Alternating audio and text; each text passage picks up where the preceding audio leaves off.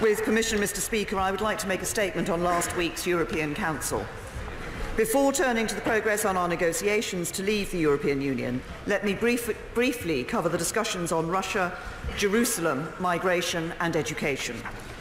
In each case, the UK made a substantive contribution, both as a current member of the EU and in the spirit of the new, deep and special partnership we want to build with our European neighbours. Mr. Speaker, Russia's illegal annexation of Crimea was the first time since the Second World War that one sovereign nation has forcibly taken territory from another in Europe.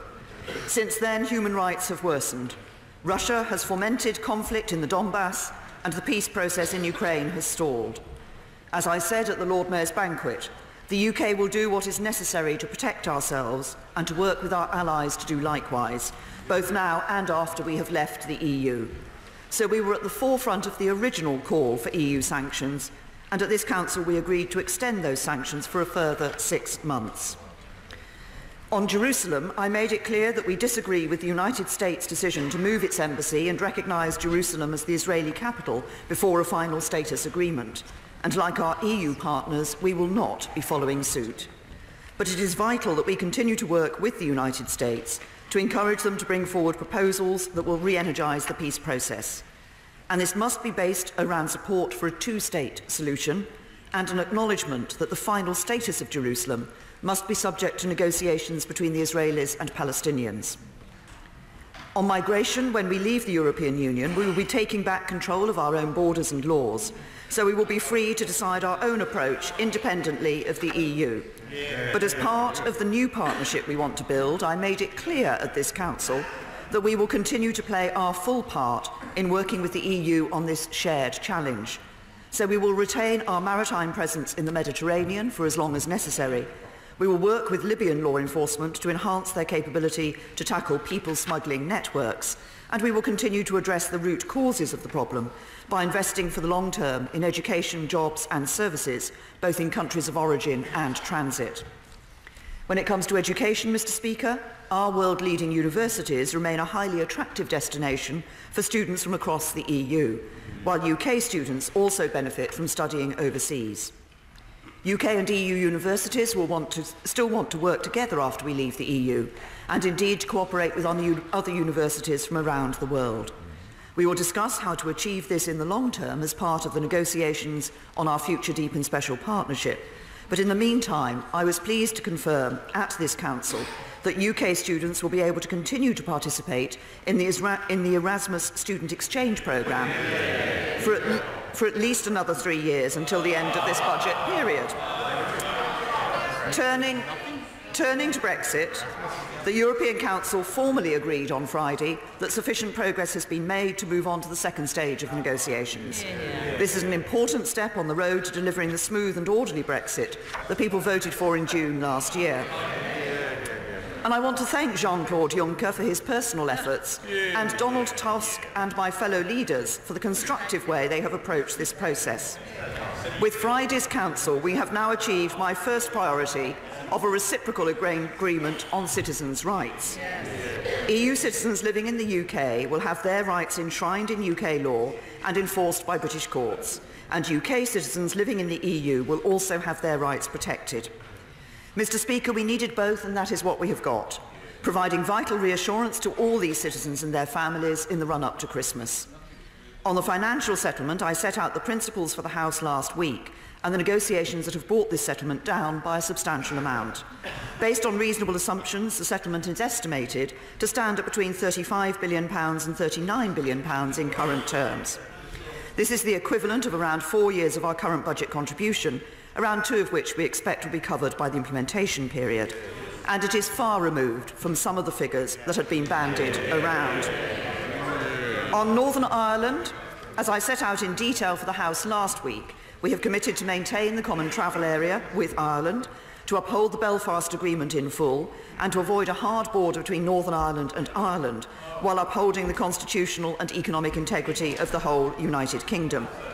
And we will work closer than ever with all Northern Irish parties and the Irish Government as we now enter the second phase of the negotiations. Mr. Speaker, the guidelines published by President Tusk on Friday point to the shared desire of the EU and the UK to make rapid progress on an implementation period, with formal talks beginning very soon. This will help give certainty to employers and families that we are going to deliver a smooth Brexit. As I proposed in Florence, during this strictly time-limited implementation period, which we will now begin to negotiate, we would not be in the single market or the customs union, as we will have left the European Union. But we would propose that our access to one another's markets would continue as now, while we prepare and implement the new processes and new systems that will underpin our future partnership. During this period, we intend to register new arrivals from the EU as preparation for our future immigration system. And we will prepare for our future independent trade policy by negotiating and, where possible, signing trade deals with third countries, which could come into force after the conclusion of the implementation period. Finally, the Council also confirmed on Friday that discussions will now begin on trade and the future security partnership. I set out the framework for our approach to these discussions in my speeches at Lancaster House and in Florence. We will now work with our European partners with ambition and creativity to develop the details of a partnership that I firmly believe will be in the best interests of both the UK and the EU. Mr. Speaker, since my Lancaster House speech in January, we have triggered Article 50 and begun and closed negotiations on the first phase. We have done what many said could not be done, demonstrating what can be achieved with commitment and perseverance on both sides. And I will not be derailed from delivering the democratic will of the British people. We are well on our way to delivering a smooth and orderly Brexit. That is good news for those who voted leave, who were worried the negotiations were so complicated it was never going to happen, and it's good news for those who voted remain, who were worried that we might leave without being able to reach an agreement. We will now move on with building a bold new economic relationship, which, together with the new trade deals we strike across the world, can support generations of new jobs for our people, open up new markets for our exporters, and drive new growth for our economy. We will build a new security relationship that promotes our values in the world and keeps our families safe from threats that increasingly do not recognise geographical boundaries. And we will bring our country together, stronger, fairer, and once again back in control of our borders, our money and our laws. Finally, Mr. Speaker, let me say this. We are dealing with questions of great significance to our country's future. So it is natural that there are many strongly held views on all sides of this chamber. And it is right and proper that we should debate them and do so with all the passion and conviction that makes our democracy what it is. But there can never be a place for the threats of violence and intimidation against some members that we have seen in recent days. Our politics must be better than that. And on that note, I commend this statement to the House. Jeremy Corbyn. Thank you, Mr. Speaker. I would like to thank the Prime Minister for an advance copy of her statement. On Jerusalem, I also condemn the actions of the United States President. I welcome the Prime Minister's commitment to maintaining a maritime presence in the Mediterranean, but as a humanitarian mission to save lives. As I said last week in response to the Prime Minister's previous statement, we welcome progress to the second phase of negotiations, but that should not hide the fact that this agreement comes 2 months later than planned, and many of the key aspects of Phase 1 are still unclear. These negotiations are vital for people's jobs and for the economy. Our future prosperity depends on getting this right. The agreement reached on Phase 1 was clearly cobbled together at the 11th hour after the DUP vetoed the first attempt, and evident in the vagueness of the final text, which underlines the sharp divisions within the Cabinet. As we head into Phase 2, the truth is the government must change track. We cannot afford to mishandle the second stage. To do this, Mr. Speaker, the Prime Minister must now sort out the contradictions. We were told last week that the Prime Minister's humiliating loss on giving Parliament a final say on a Brexit deal made the Prime Minister weak. And the Daily Mail, which previously branded the judiciary as enemies of the people, is now whipping up hatred against backbench rebel MPs. Condemn them. Threats and intimidation have no place in our politics. And the truth of it is, Mr. Speaker, it's division and infighting in our own cabinet and their reliance on the DUP that makes them weak. So will the Prime Minister welcome Parliament voting to take back control? Mr. Speaker, we've already seen ministers in her cabinet, like the Brexit Secretary and the Secretary of State for the Environment, Food and Rural Affairs, give the impression that the agreement can be changed or ignored, that it effectively doesn't amount to a hill of beans. And it's not very reassuring that this is the end product of 8 months of negotiation. And will she set out which parts of the financial settlement agreed between the UK and the EU will be paid if a final deal between the EU and UK cannot be struck? And given the delays to the Phase 1 deal, can the Prime Minister now see that cementing in statute a time and a date that Britain will leave the European Union could hinder negotiations? Mr. Speaker, I'm glad the Prime Minister now seems determined to follow Labour's calls for a transition period,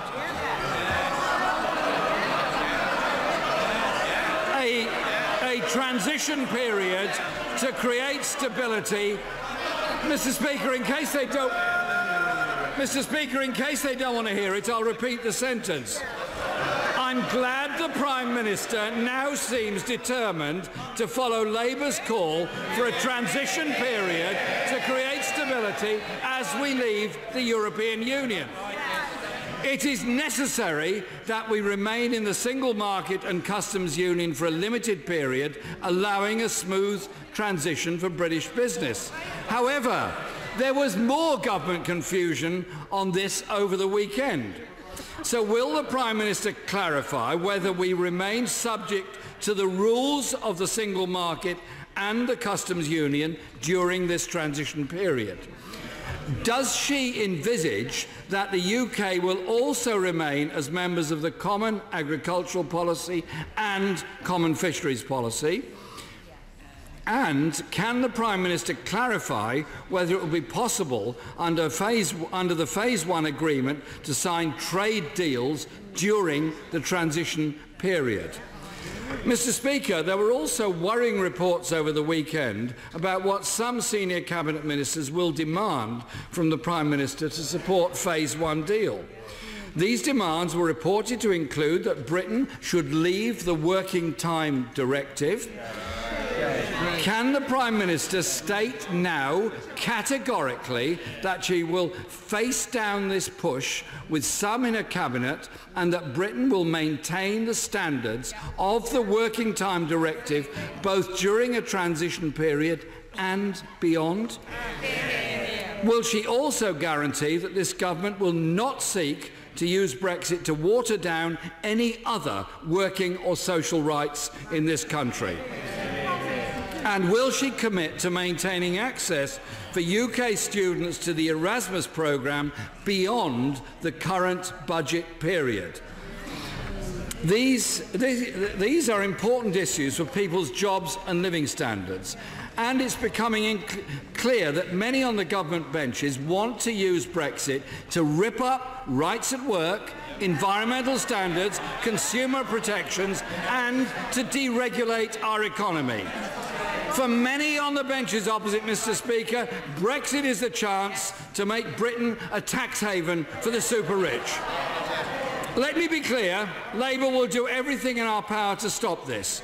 Mr. Speaker, the choice is becoming clear. A Tory government that will use Brexit to protect the very richest, slash corporation tax and the regulations that protect working people, or a Labour vision that would protect jobs, the economy and investment by building a relationship with our closest trade partners, not starting a race to the bottom in which people's jobs and living standards will suffer. Thank you, Mr. Speaker. Firstly, may I welcome the fact that the Leader of the Opposition has said that threats of intimidation should not form part of our political life. I agree with him, but it will come as a bit rich to those of my colleagues who were candidates in the general election and who suffered from the Labour Party.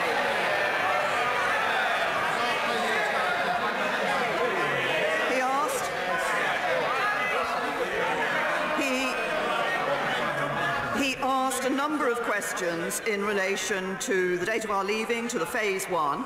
He said that the Phase 1 agreement was vague. Actually, this is the result of significant work over a number of months, and if he looks very carefully, this is detailed in relation to citizens' rights and gives reassurance to EU citizens here in the UK and UK citizens living in the EU 27 that they can carry on living their lives as they have done and that their life choices will be respected. He claimed that the transition period, the implementation period, was somehow a Labour idea. I have to say to him that he should look at the Lancaster House speech when I was very clear about the need to have a smooth departure from the European Union.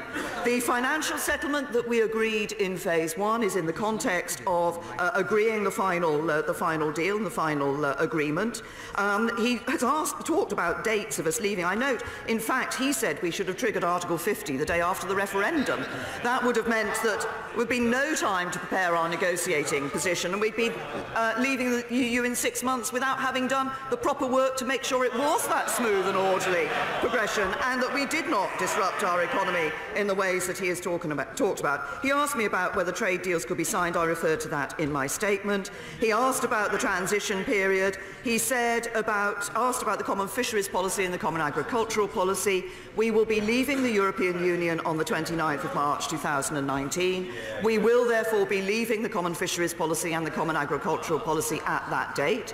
The relationship that we have on both those issues, continuing through the implementation period with the European Union, will be part of the negotiation of that period, which will now start. That work will now start very soon. And then, of course, he asked about workers' rights. Again, I set out in my Lancaster House speech, and have confirmed it on a number of occasions since, that this government will not only maintain but also enhance workers' rights.